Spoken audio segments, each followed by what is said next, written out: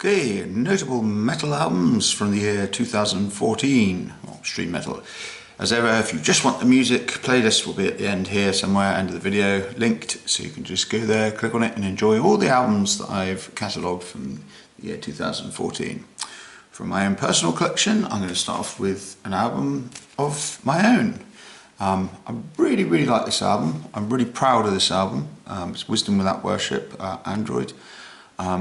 Musically, it's perhaps not the most adept musicianship on there, but I remember being so excited about music at this time, and there was a real sort of magic in the air, and just I was so excited about putting all these different things together. I was just learning like a lot about music at the time, how music's made.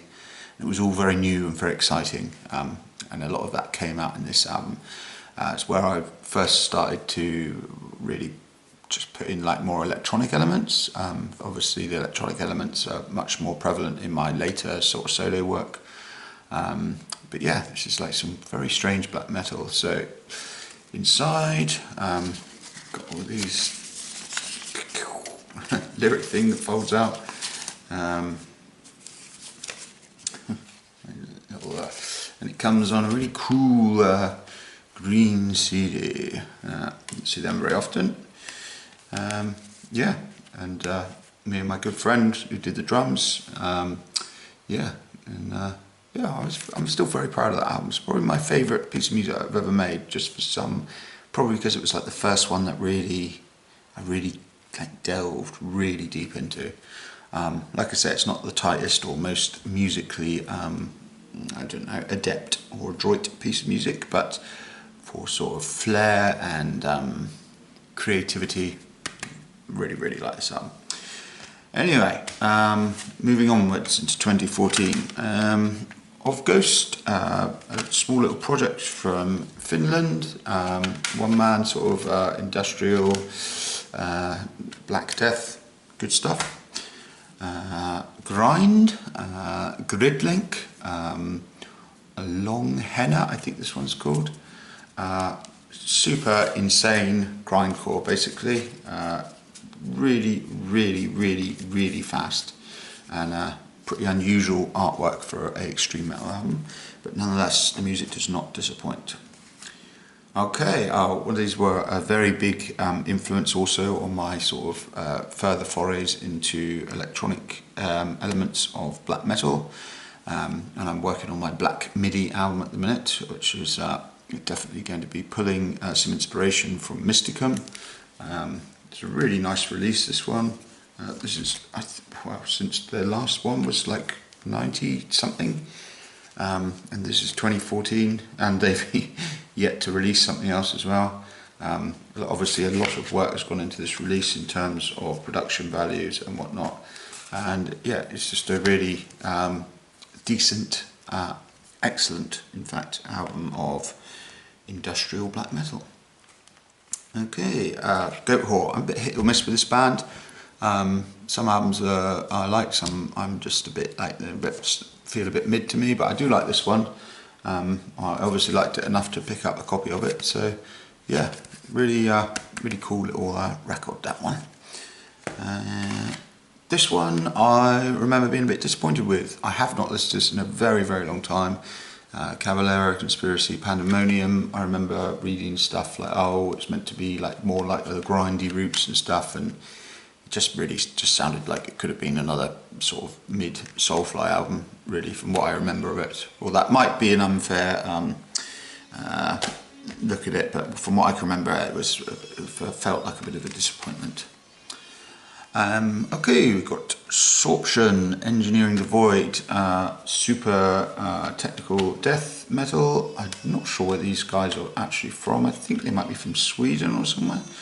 It's on Unique Leader, so yeah, it's super tech death. That's it, yeah, the frontman's got a beard, just for a change in metal.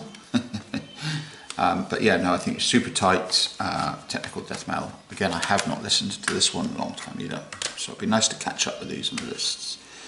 Okay, Internal Bleeding. I think I saw these guys around this tour. I remember they had this chap on vocals. yeah, and I recognise most of the people there in that lineup. They toured with Broken Hope, and it was a woefully underpopulated show that I saw them out.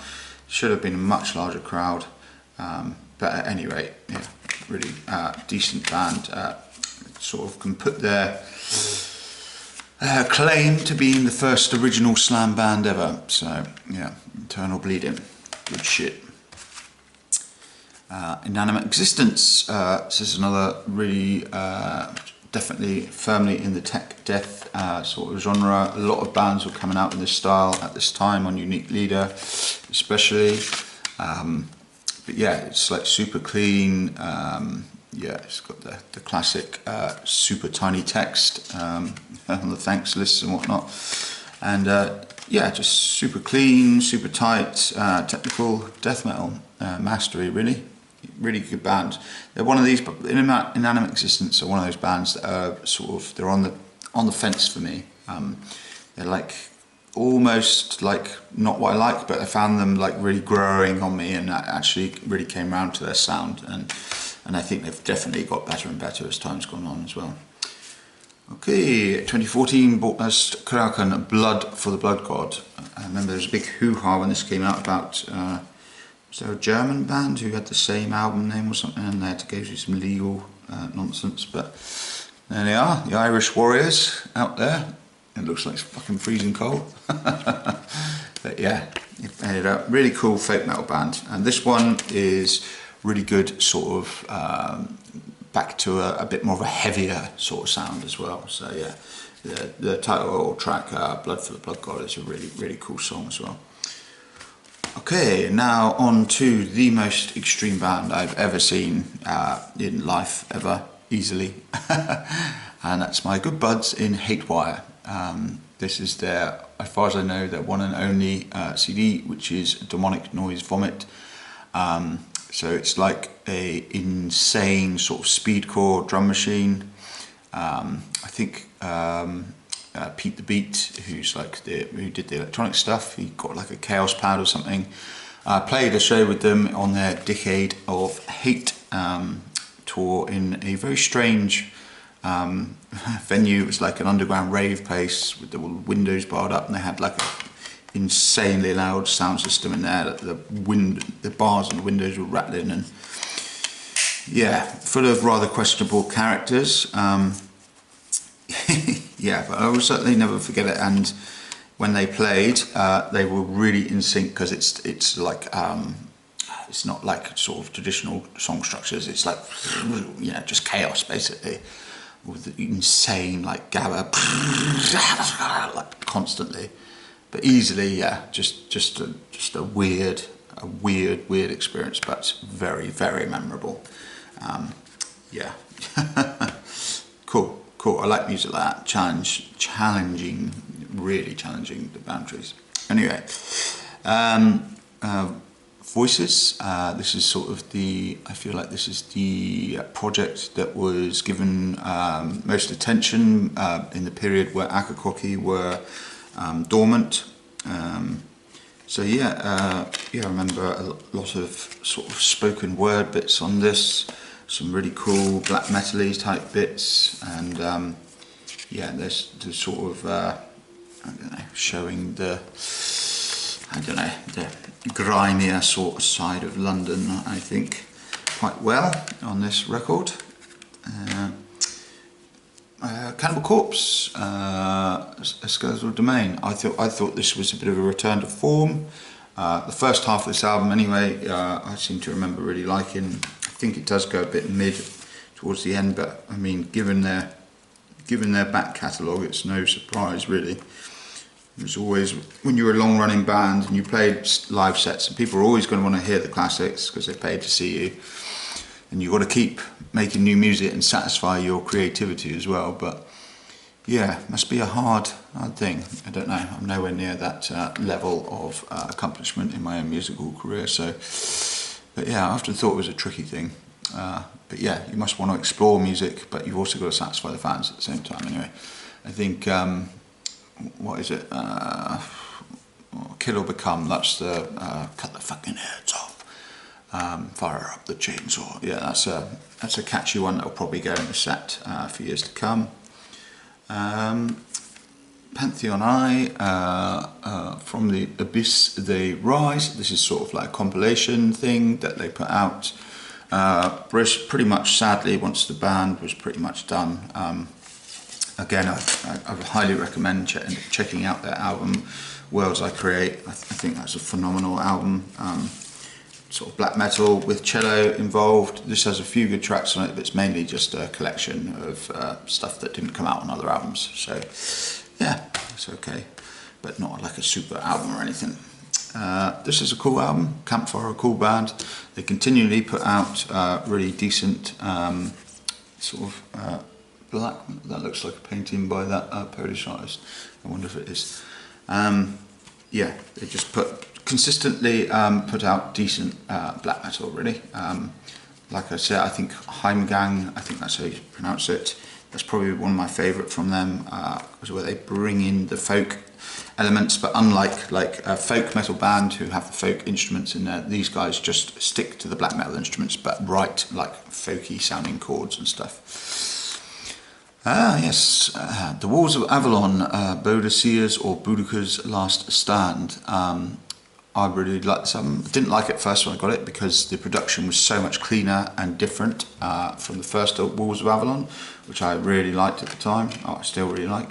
But this album really grew on me. It also has a cover of one of my all-time favourite Enslaved song, Essence, and a good cover too. But yeah, really cool, sort of British mythology, history centred black metal with the vocalist from Meads of Asphodel. Okay, oh yes, Piron, The Mother of All Virtues. This is just an absolutely batshit bonkers album. Like I said, another like the Hatewire one would be a challenge to sit down and listen to. This is definitely in that category as well. It's insanely well played, considering how odd the music is, and the song structures, tempo changes, just everything. Compared to the first Piron, which is like very strange death metal, this just goes totally off the deep end and is just like really, really out there. Great for when you're in the mood for a challenge, and they are insane if you watch them live as well. Anyway, I saw Incantation on this tour, Dirges of Elysium, or yeah, Elysium, going with that. Yeah, so they were really, really, really cool band. As you probably know, if you know anything about extreme metal, Incantation have been going for a very long time, and they just continually put out great albums. I don't think I've ever heard a bad Incantation album. Obviously some better than others, but I don't think I've ever heard a bad one. Never heard a stinker. Just a consistently excellent stalwart of the death metal faith. Oh yeah, this is a good one. Cancerous Womb, Born of a Cancerous Womb. This is I think they're from Scotland. It says here Edinburgh, so I should have thought that was about right. Yeah, this is actually surprisingly really good little death metal album. Yeah, just not on many people's radars, but yeah, really, really decent release. I think they did a little EP or something after this before they split up. But yeah, just really decent UK death metal band. So yeah, sadly no longer with us, but who knows, maybe one day they'll reform. Okay, Cannabis Corpse, From Wisdom to Baked. So yeah, I always thought this band was sort of like just a joke sort of thing, obviously because they got all the weed puns throughout. But yeah, I actually started looking into them seriously at this point and realised that they actually play some pretty darn decent death metal as well. It's not just a gimmick, you know. Obviously the lyrics and content is all sort of gimmicky, but the actual music is pretty darn decent. Good, solid death metal. Okay, so 2014 brought us quite a lot of stuff. Oh yeah, this was a bit of a return to form. And a very brutal choice of album cover for Obituary. I remember this coming out and being like, bloody hell, it looks like a Slam album cover or something. But yeah, no, it's actually a really, really good album, this one. I sort of went off it for a little bit, or didn't listen to it for a long time, and sort of come back to, I could get that with the Victory album, so I didn't listen for ages, and I come out and I was like, but yeah, it's actually a really good album. Yeah, it's definitely better than Executioner's Return and Darkest Day, in my opinion. Yeah, really, really decent Obituary album, that one. Yeah. Okay. Oh, A Dead Congregation. Promulgation of the Fall. To promulgate is to widely spread, I think, something like that. Yeah, this is absolutely insanely brutal death metal, or dark death metal, I suppose. I remember being very heavily intoxicated with some friends, listening to this very, very loud volume, and just going into a black hole and just holding on to the edge of the table. And I made it all the way through. God, yeah, that was a pretty intense trip, that one. Right, what we got here? Oh, getting into the top picks. Oh, they got Origin coming in with Omnipresent. I believe this is the first album with the new vocalist, or current vocalist. I suppose it's not new because this came out in 2014. It's a long time ago now, 12 years ago. God. But yeah, I wouldn't say this is their best, but it's still a really decent album from the Masters of Fasters. The Masters of Fasters, the Masters of Faster. Because it's always super speed with Origin, and I love that band. One of my all-time favourite bands.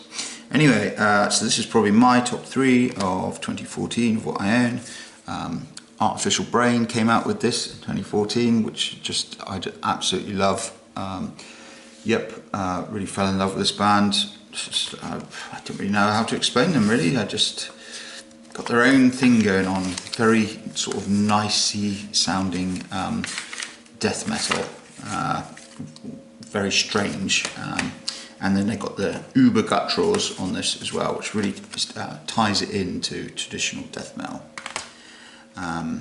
Thantifaxeth, Sacred White Noise, came out in 2014. This is another amazing album, messing around with just what can be done in the black metal sort of blueprint, I should have thought.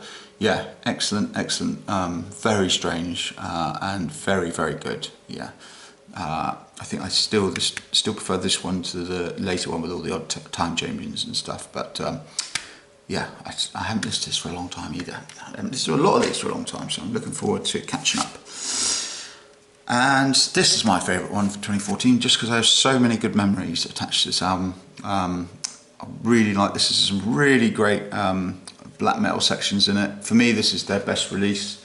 They went a bit sort of cleaner, better production, higher values and stuff, but for me this is the perfect blend of sort of underground sound and like really evocative black metal riffs. So that's my choices from the year 2014. As ever, drop stuff from 2014 in the comments if I've missed anything. Playlist should be here somewhere, and I shall see you next week for the year 2015. Cheers.